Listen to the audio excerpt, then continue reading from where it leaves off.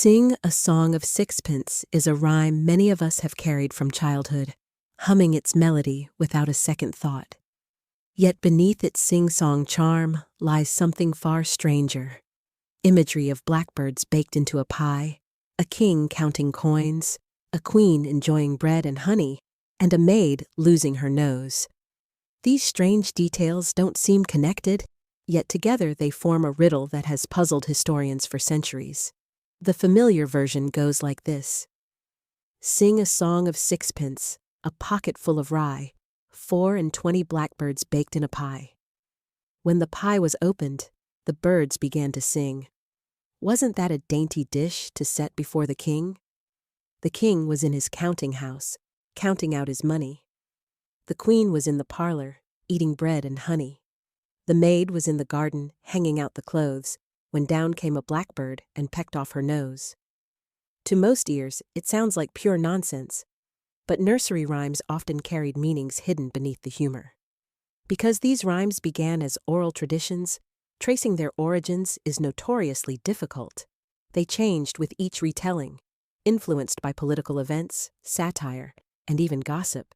Still, a few clues survive, hints that might help us uncover the rhyme's first chapter. The first clue lies in the title itself. The sixpence coin was introduced into English currency in 1551 during the reign of Edward VI. By the early 1600s, paying a singer or entertainer sixpence for a performance was a well-known custom. Shakespeare makes reference to this in his 1602 play Twelfth Night, where Sir Toby Belch offers a clown a sixpence in exchange for a song. The phrase appears again in other plays of the period, suggesting that audiences would have immediately recognized the expression. But the most striking image in the rhyme is not the coin. It's the blackbirds baked in a pie. This oddity was not a flight of pure fantasy. In the 16th and 17th centuries, elaborate banquets sometimes featured subtleties, spectacular dishes meant to surprise and delight guests. One surviving recipe from 1598 describes baking an empty pie crust, cutting a hole in the bottom, placing live birds inside, and serving it to the table. Once cut open, the birds would fly out, creating a flurry of wings and song in the banquet hall. This was food as performance art. Such spectacles weren't just for fun.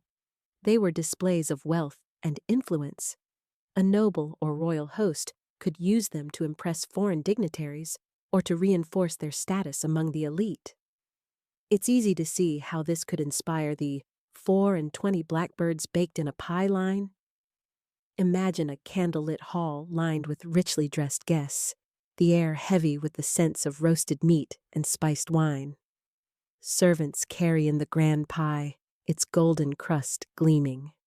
As the knife breaks through, a rush of blackbirds bursts into the air, drawing gasps and applause. It's an unforgettable display of power and extravagance. From here, the rhyme moves from spectacle to character. The king in his counting house suggests finance and authority. The queen, enjoying bread and honey, represents luxury and comfort. But the maid, attacked by a blackbird, introduces an element of misfortune, perhaps even satire. This shift in tone hints that the rhyme could be more than a record of a banquet trick. It might be a coded reflection of court life, with each character representing a real person or role in history. Satire and symbolism were common in verses of the time. If the imagery of the pie comes from an actual royal feast, then the rest of the rhyme might be rooted in real events as well, possibly even a political scandal. To explore that, we must step beyond the banquet table and into the court, where royal marriages, debts, and rivalries could easily spill into verse. If we search for a real event that mirrors the blackbird pie spectacle, one stands out above the rest: the 1600 wedding of Marie de Medici and King Henry IV of France. It was a union not only of two people, but of political interests, debts, and ambitions. The Medici family were among Europe's most powerful bankers. Henry IV owed them a vast sum from loans that had financed his wars. Marrying Marie was not just a romantic choice, it was also a financial transaction that would wipe away much of France's debt. The wedding banquet was designed to dazzle. Detailed accounts describe the grand hall, decorated with opulent tapestries, tables piled with gilded dishes, and courtiers dressed in the height of Parisian fashion. Every element was meant to impress foreign dignitaries and secure alliances. During the feast, servants brought forth a dish that caused a stir: napkins that concealed live songbirds. At a cue, the birds were released, filling the hall with fluttering wings and melody. This theatrical moment instantly captured the attention of all present. Some reports suggest that the spectacle didn't stop there. As part of the dessert course, milk and honey were served in delicate bowls, a sweet and costly treat that perfectly matched the queen's depiction in the rhyme, eating bread and honey. In the rhyme, the king is counting out his money. This fits neatly with the financial realities of the marriage. Marie's dowry was so immense that it not only erased the king's debt, but also filled the royal treasury, giving Henry IV the resources to strengthen his reign.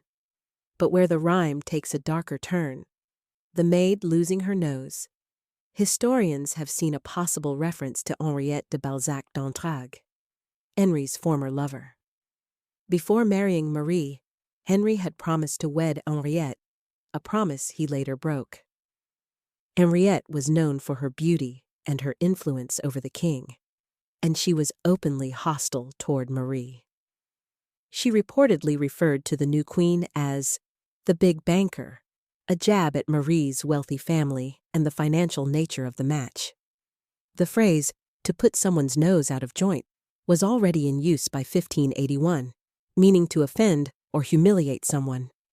In this light, the blackbird pecking off the maid's nose could symbolize Henriette's public loss of status and influence.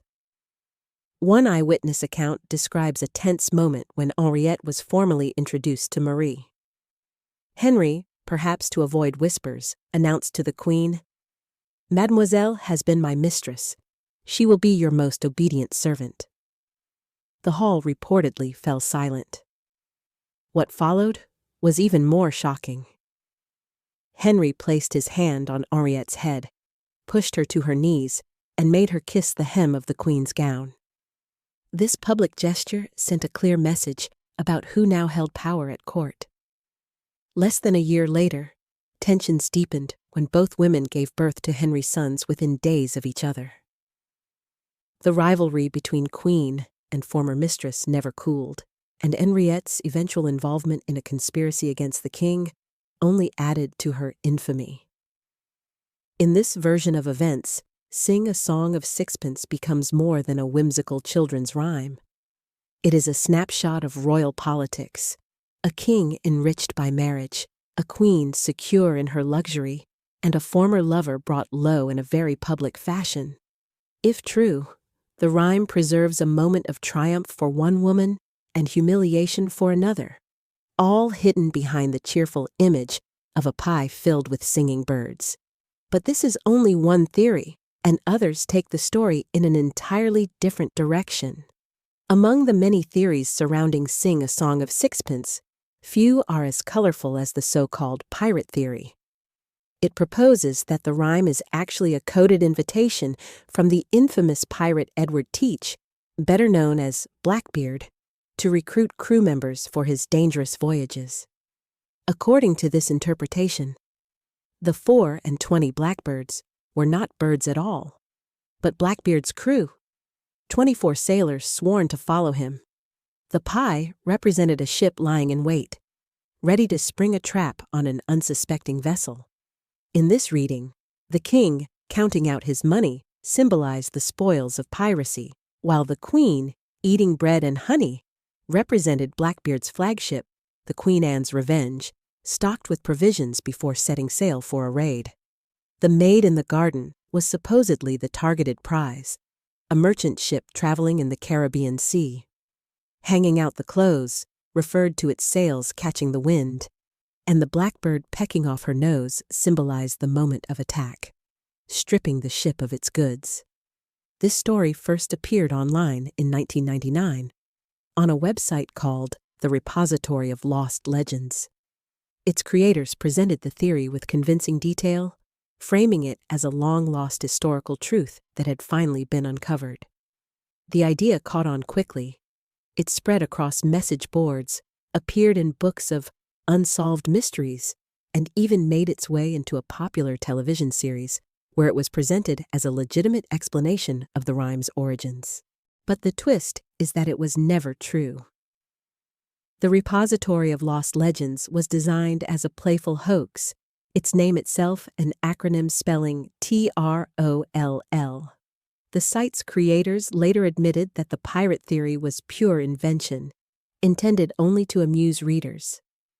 Despite this confession, the story refused to die. Even today, the pirate interpretation resurfaces in articles, videos, and social media posts, often without any mention of its fictional roots. This persistence highlights an important point about folklore in the internet age. Once a story captures the imagination, it can take on a life of its own, regardless of whether it's true. Just as nursery rhymes evolved through centuries of oral repetition, modern myths evolve through digital sharing. A well-told story can blur the line between fact and fiction, especially when wrapped in the allure of pirates, treasure, and secret codes. For many, the pirate theory remains the most entertaining explanation, even if it's historically baseless. It combines the romance of the high seas with the mystery of hidden messages, and that's a recipe for lasting appeal. Still, the truth matters if we want to understand where this rhyme really came from. The pirate story may be fun, but the real origins of Sing a Song of Sixpence could be even stranger, rooted in printing presses, ancient symbolism, and cultural rituals. From here, our journey turns away from ships and the Caribbean and back toward land, and specifically to the printing workshops and monasteries of 16th century England, where the word pie had meanings far beyond the dinner table. Long before pie meant the baked dish we think of today, it carried other meanings. In Latin, the word pica referred to the magpie, a bird known for its black and white plumage and habit of collecting shiny things.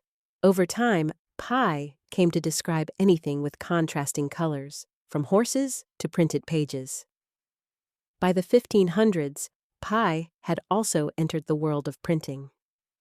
Printers used the term to describe a jumble of mixed type, letters scattered in disorder, as well as a specific type size.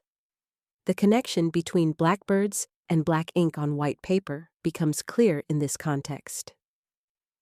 Some researchers have suggested that the 4 and 20 blackbirds represent the 24 letters of the Old English alphabet, arranged inside a pie, not a crust, but a typeset page waiting to be printed. This interpretation gains strength when we consider the printing of the Great Bible in 1539, authorized by King Henry VIII during the English Reformation. It was the first official English Bible, printed in large numbers for public reading. In this version, the king, counting his money, could symbolize Henry VIII himself, benefiting from the dissolution of monasteries and the seizure of church lands.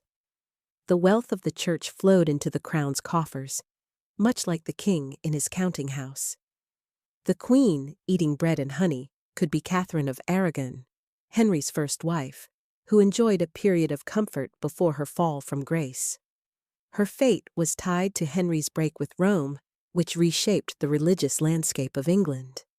The maid in the garden might represent Anne Boleyn, Henry's second wife. In this reading, the garden becomes a metaphor for female sexuality, a slang term used in the 16th century. The blackbird pecking off her nose could symbolize Anne's sudden and brutal downfall. The image of the blackbird as an agent of misfortune might also connect to monastic figures. Some theories suggest the blackbirds are monks in black robes removed from their garden, the monasteries, during the Reformation. It's worth noting that nose cutting was a real punishment in earlier centuries, sometimes for crimes like adultery or political betrayal. The loss of a nose was a public, humiliating marker that could not easily be hidden. This mix of religious upheaval, personal scandal, and political gain fits well with the layered, often coded nature of nursery rhymes. They could carry multiple meanings at once, intelligible to those in the know while sounding harmless to everyone else. Supporters of this theory argue that the rhyme may have started as a commentary on printing and politics, then merged with other verses over time. Oral tradition could have fused a satirical court ballad with an older symbolic rhyme.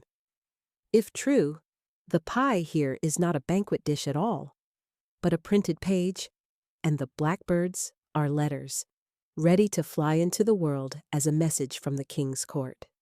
Whether about feasts or printing presses, both interpretations place Sing a Song of Sixpence firmly in the world of power and influence. The rhyme becomes a record of how authority was displayed, whether in a lavish hall or through the control of the written word.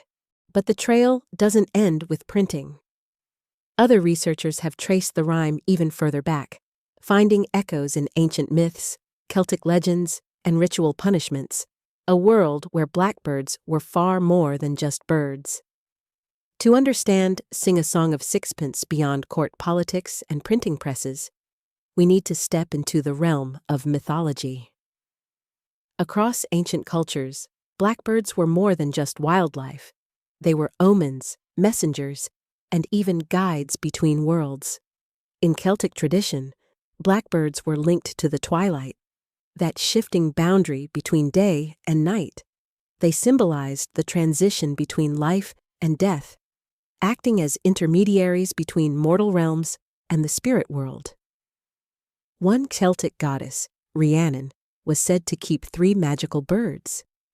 These birds could sing a song so beautiful it could wake the dead or lull the living into a deep sleep.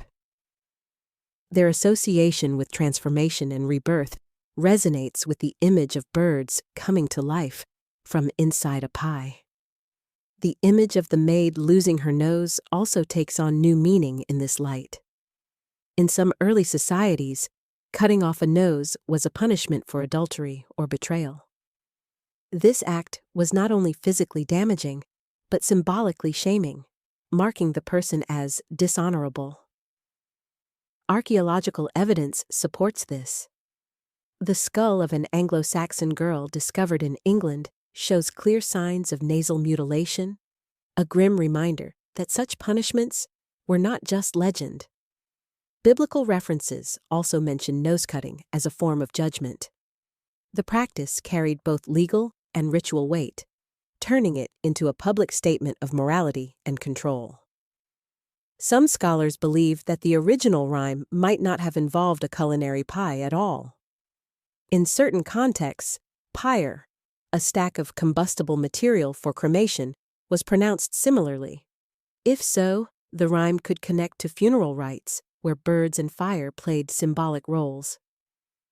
This reading casts the 4 and 20 blackbirds as participants in a ritual, perhaps representing souls, spirits, or guardians of the dead. The king and queen might be divine figures, with the maid as a mortal figure caught between worlds. Such interpretations highlight how nursery rhymes could survive as fragments of much older stories. Over centuries, the mythic layers could have been blended with political satire and banquet spectacle, leaving behind only hints of their original meaning. Blackbirds also appear in other European folk traditions as tricksters or bringers of hidden knowledge. In some tales, they warn of betrayal. In others, they lure people into danger. This dual nature mirrors the shifting tone of the rhyme, cheerful on the surface, unsettling underneath.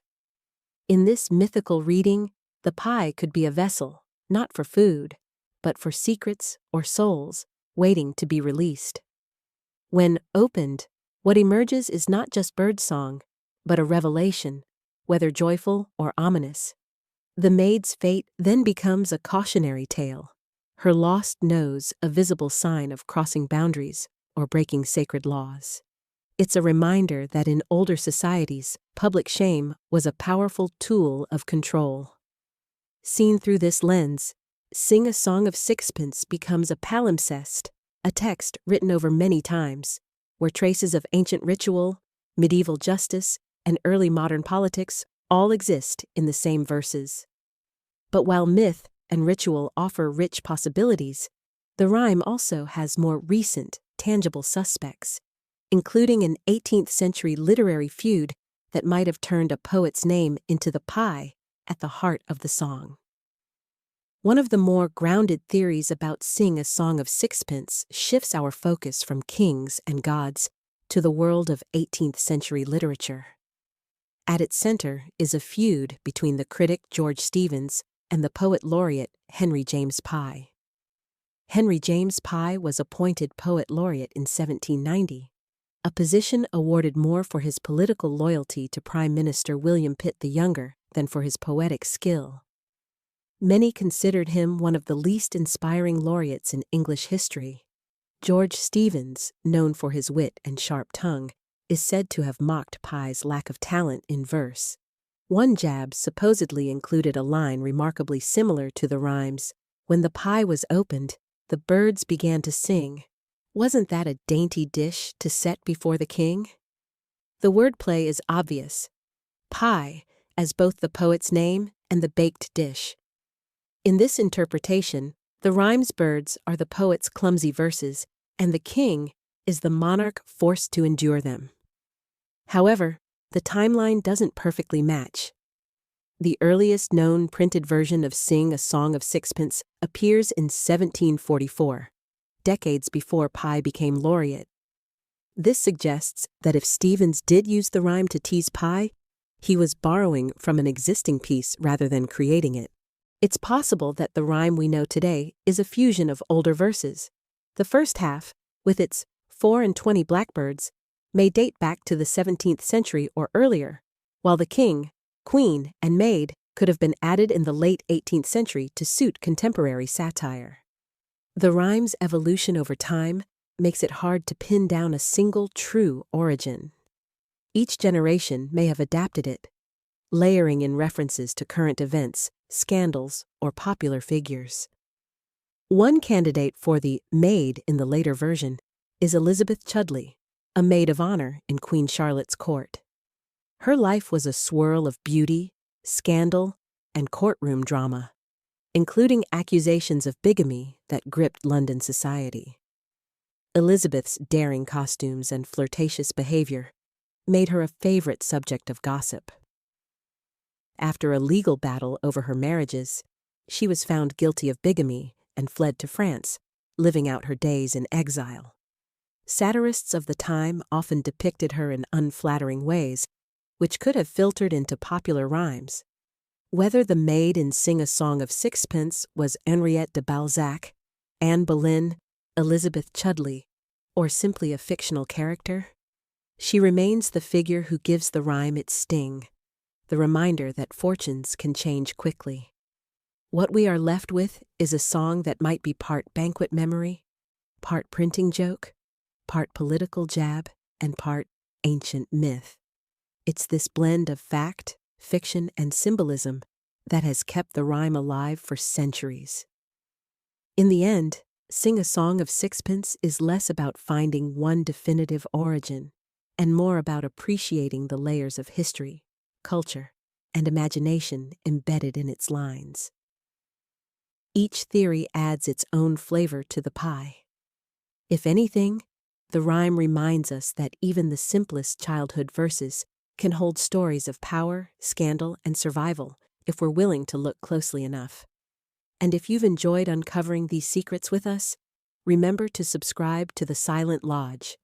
We have many more hidden histories and dark tales waiting to be told, and your support helps us keep bringing them to light.